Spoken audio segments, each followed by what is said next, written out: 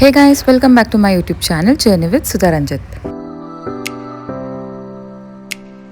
ಇದು 3 days vlog ಆಗಿರುತ್ತೆ. ನಾವು ನಮ್ಮಮ್ಮ ಮನೆಗೆ ಹೋಗಿದ್ವಿ. ನಮ್ಮ ಅಪ್ಪದು ಬರ್ತ್ಡೇ ಇತ್ತು ಅಂತ ಮಧ್ಯಾಹ್ನ ಹೋಗಿ ಸ್ವಲ್ಪ ನಮ್ಮಮ್ಮ ಹತ್ರ ಎಲ್ಲ ಟೈಮ್ ಸ್ಪೆಂಡ್ ಮಾಡಿಕೊಂಡು ಆಮೇಲೆ ಬರ್ತ್ಡೇ ಕೇಕ್ ಎಲ್ಲ ಕಟ್ ಮಾಡಿಸಿ ಬಂದ್ವಿ. ನಾವು ಯಾವಾಗ ನಮ್ಮಮ್ಮ ಮನೆಗೆ ಹೋದ್ರೂ ನಾನು ನಮ್ಮ ಅಕ್ಕ ಇಬ್ಬರು ಮಾತಾಡ್ಕೊಂಡು ಸೇಮ್ ಡೇನೇ ಹೋಗ್ತೀವಿ. ಸಪ್ರೇಟಾಗೆಲ್ಲ ಹೋಗಲ್ಲ.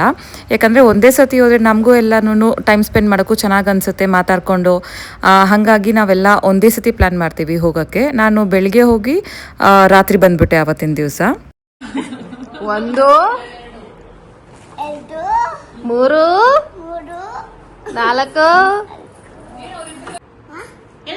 ನಂಬರ್ ಕೌಂಟ್ ಮಾಡು.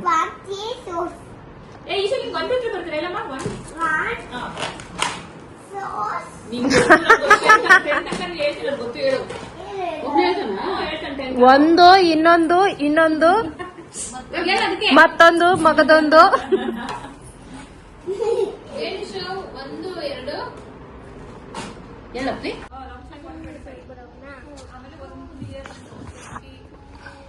ಯಾರು ಈಶದ? ನನ್ನ ಹತ್ರ ಮಾತ್ರ ಬರಲ್ಲ ನೀನು.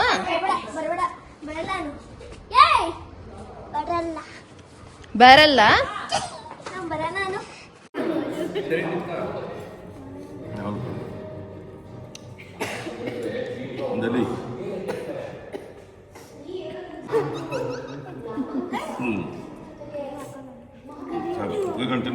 ಲಾಸ್ಟ್ ವ್ಲಾಗಲ್ಲಿ ನಾನು ಬಳೆ ಶಾಸ್ತ್ರಕ್ಕೆ ಹೋಗಿದ್ದಿದ್ದು ವಿಡಿಯೋ ಹಾಕಿದ್ದೆ.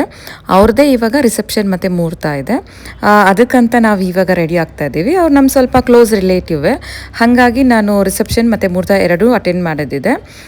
ಅದಕ್ಕೆ ನಾನು ರಿಸೆಪ್ಷನ್ಗೆ ಈ ಗೌನ್ ಹಾಕೊತಾ ಇದ್ದೀನಿ. ಈ ಗೌನ್ ನಾನು ಕಸ್ಟಮೈಸ್ ಮಾಡಿಸಿದ್ದು ನೀಡಲ್ ಐಯಲ್ಲಿ. ಎಲ್ಲರೂ ನಂಬ್ತಿರೋ ಏನೋ ನನಗೆ ಗೊತ್ತಿಲ್ಲ.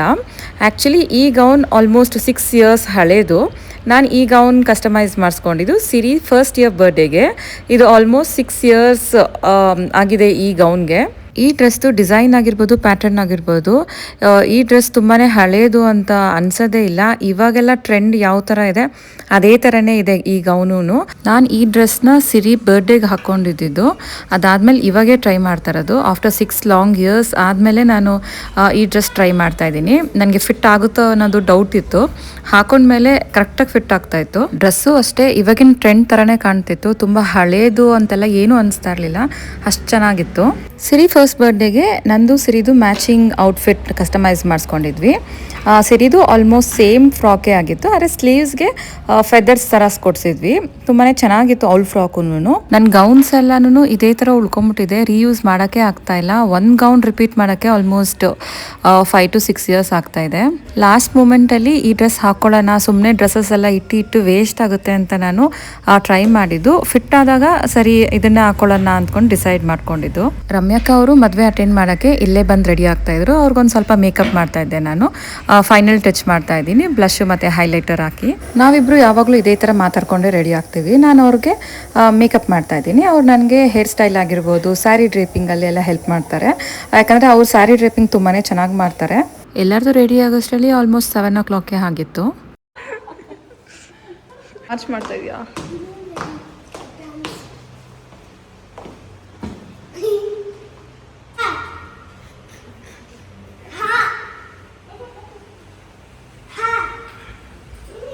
ಹುಷಾರು ಬಾ.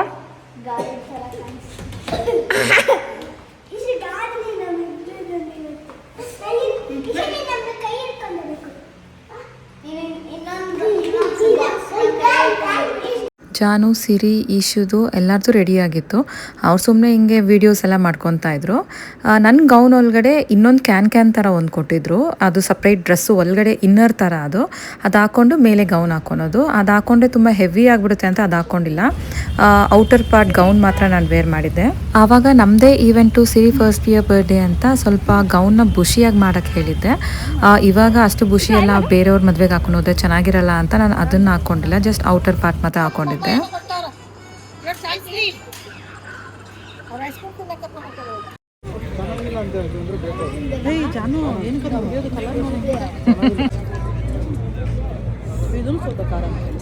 ನಂಗೆ ಪಾನಿಪುರಿ ಖಾರ ಅನ್ಸಿದ್ದು. ಪೆಟ್ರೋಲ್ ಹಾಕೋದು ಗಾಡಿ.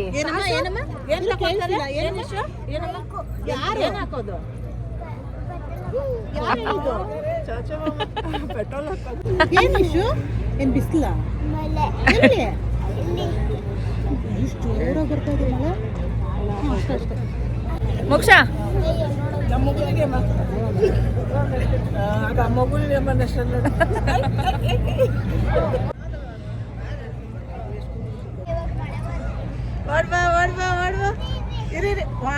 ಎಲ್ಲ ಆ ಥರ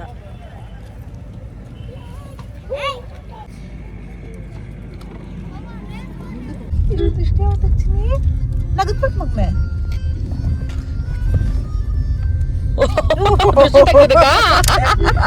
ಅದ್ ಮಗು ಏನೋ ದೃಷ್ಟಿ ಕಾಣಿಕೆ ಅಲ್ಲ ಚಿನಿ. ಎಷ್ಟು ನಿಂಗೆ ದೃಷ್ಟಿ ಆಗಿತ್ತಮ್ಮ? ಎಷ್ಟಾಗಿತ್ತು? 3 ಆಗಿತ್ತಾ? 3 ದೃಷ್ಟಿ ಆಗಿತ್ತಾ? ಚಿನಿ ದೃಷ್ಟಿ ಆದಾಗ ಏನಾಯ್ತು? ಏನಾಯ್ತಮ್ಮ ದೃಷ್ಟಿ ಆದಾಗ ನಿಂಗೆ? ಮುಹೂರ್ತಕ್ಕೆ ಉಟ್ಕೊಳೋ ಸ್ಯಾರಿ ಎಲ್ಲ ಮೊದಲೇ ಪ್ಲೀಟ್ ಮಾಡಿಡ್ತಾ ಇದ್ದೀವಿ. ಯಾಕಂದರೆ ಮತ್ತೆ ಬೆಳಿಗ್ಗೆ ಬೇಗ ಎದ್ದು ಪ್ಲೀಟ್ ಮಾಡ್ಕೊಂಡು ಉಟ್ಕೊಂಡು ಹೋಗೋಕ್ಕೆ ಟೈಮ್ ಆಗಿಬಿಡುತ್ತೆ ಅಂತ ನಾವು ಯಾವಾಗ ಅರ್ಲಿ ಮಾರ್ನಿಂಗ್ ಫಂಕ್ಷನ್ ಅಟೆಂಡ್ ಮಾಡೋದಿರುತ್ತೋ ಅವಾಗೆಲ್ಲ ಮೊದಲೇ ಪ್ಲೀಟ್ ಮಾಡಿಟ್ಬಿಡ್ತೀವಿ. ಜಾನು ಫ್ಲೀಟ್ ಸಿಡಿಬೇಕಾದ್ರೆ ಹಿಡ್ಕೊಂತಾಳೆ, ಮೇಲೆ ಹತ್ಬಿಡ್ತಾಳೆ, ಮೇಲೆ ಹತ್ಕೊಂಡು ಹಿಡ್ಕೊಂತಾಳೆ. ಸವಿಶಕ್ಕಿಂತ ನೀಟಿಗೆ ಹಿಡ್ಕೊಂತಾಳೆ ಜಾನು. ನಾನು ಹ್ಯಾಂಗರ್ಗೆ ಹಾಕ್ಬಿಟ್ಟು ಹಿಂಗೆ ಹಾಕ್ಬಿಡ್ತೀನಿ. ನಮ್ಮ ರೂಮಲ್ಲಿ ಎಲ್ಲ ಆಗಲ್ಲ ಅನಿಸುತ್ತೆ, ಕಂಜೆಸ್ಟ್ ಆಗಿದೆ ಅದು. ಇದು ನಾನು ಮೂರ್ತು ಕುಟ್ಕೊತಾರ ಸ್ಯಾರಿ.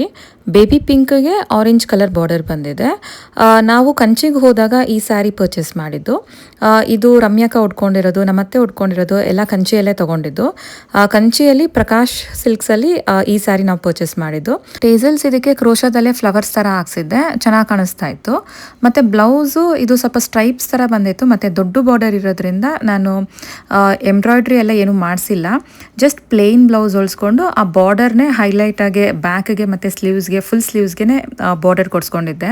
ಎಂಬ್ರಾಯ್ಡ್ರಿ ಮಾಡಿಸಿದ್ರೂ ಜರಿ ಮೇಲೆ ಕಾಣಿಸಲ್ಲ ಅಂತ ನಾನು ಪ್ಲೈನ್ ಬ್ಲೌಸ್ಗೆ ಹೋದೆ. ಮತ್ತು ತುಂಬ ಜನ ಕಮೆಂಟಲ್ಲಿ ಕೇಳಿದ್ರಿ, ನೀವು ಯಾಕೆ ಜಾಸ್ತಿ ಹೈನೆಕ್ಗೆ ಪ್ರಿಫರ್ ಮಾಡ್ತೀರಾ ಅಂತ. ನಂಗೆ ಹೈನೆಕ್ ಬ್ಲೌಸ್ ಅಂದರೆ ತುಂಬ ಕಂಫರ್ಟಬಲ್ ಆಗಿರುತ್ತೆ ಅಂತ ನಾನು ಮೋಸ್ಟ್ ಆಫ್ ದ ಬ್ಲೌಸಸ್ ನನಗೆ ಹೈನೆಕ್ಕೇ ಇದೆ. ಪರ್ಟಿಕ್ಯುಲರ್ ರೀಸನ್ ಎಲ್ಲ ಏನೂ ಇಲ್ಲ ಹೈನೆಕ್ ಇಟ್ಸ್ಕೊಳೋದ್ರಲ್ಲಿ. ನನಗೆ ಚೆನ್ನಾಗಿ ಕಾಣಿಸುತ್ತೆ ಮತ್ತು ಕಂಫರ್ಟಬಲ್ ಆಗಿರುತ್ತೆ. ಪ್ಯಾಟ್ರನ್ ಬ್ಲೌಸಸ್ಸು ಇಟ್ಸ್ಕೊತೀನಿ, ಬಟ್ ರೇರ್ ನಾನು ಇಟ್ಸ್ಕೊಳ್ಳೋದು. ಹೈನೆಕ್ ತುಂಬ ಇಷ್ಟ ಅಂತ ನಾನು ಅದಕ್ಕೆ ಹೋಗ್ತೀನಿ. ಬಾರ್ಡರ್ ಬ್ರೈಟ್ ಕಲರ್ ಆಗಿರೋದ್ರಿಂದ ಸ್ಯಾರಿನೂ ತುಂಬ ರಿಚ್ಚಾಗಿ ಕಾಣಿಸ್ತಾ ಇತ್ತು. ನಾವು ರೆಡಿ ಎಲ್ಲ ಆಗಿ ಮನೆ ಬಿಡೋಷ್ಟರಲ್ಲಿ 8:45 ಆಗಿತ್ತು. ಹಾಯ್ ಮಾಡು, ಹಾಯ್ ಮಾಡು.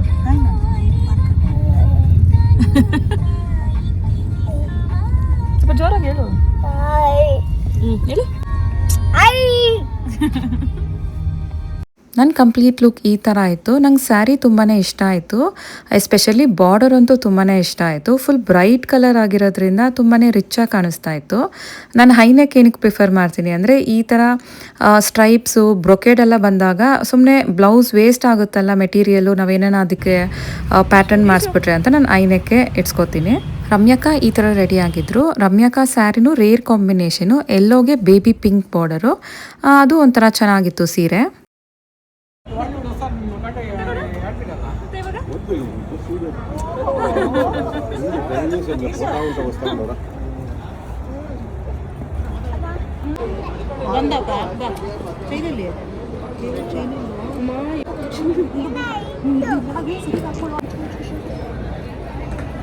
ಅಕ್ಕ ಏನೋ ಒಂದು ಮಾತಾಡಬೇಕು. ಮಾತಾಡ್ರಿ ಇವಾಗ. ಅದೆಲ್ಲ ಕೇಳಿಸ್ಕೊಂಡ್ಬಿಟ್ಟು ಅತ್ತೆ ಹತ್ರ ಬಂದ್ರೆ ಕಾಣಿಸ್ತೀಯ, ಮಮ್ಮ ಹತ್ರ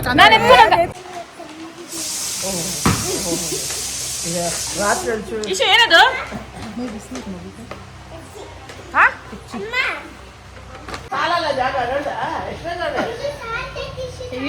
ಕರೆಕ್ಟ್ ಮಾತಾಡ್ತೀಯ ನೋಡೋ ನೀನು.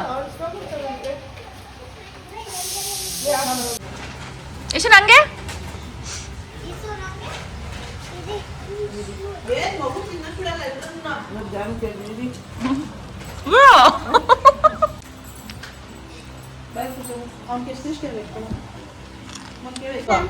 ಇದೆಲ್ಲ ಹೇಳಿದ್ ನಾನು.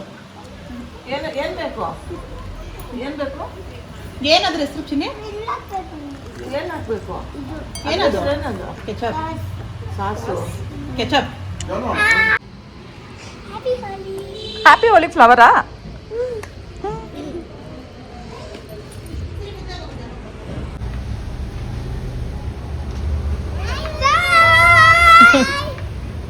ಇಲ್ಲಿಗೆ ನಾನು ಈ ವ್ಲಾಗ್ ನೆನ್ ಮಾಡ್ತಾ ಇದ್ದೀನಿ. ನನ್ನ ವ್ಲಾಗ್ ನಿಮ್ಗೆ ಇಷ್ಟ ಆಗಿದ್ರೆ please like, share and subscribe ಮಾಡಿ. Thank you for watching. Keep supporting me.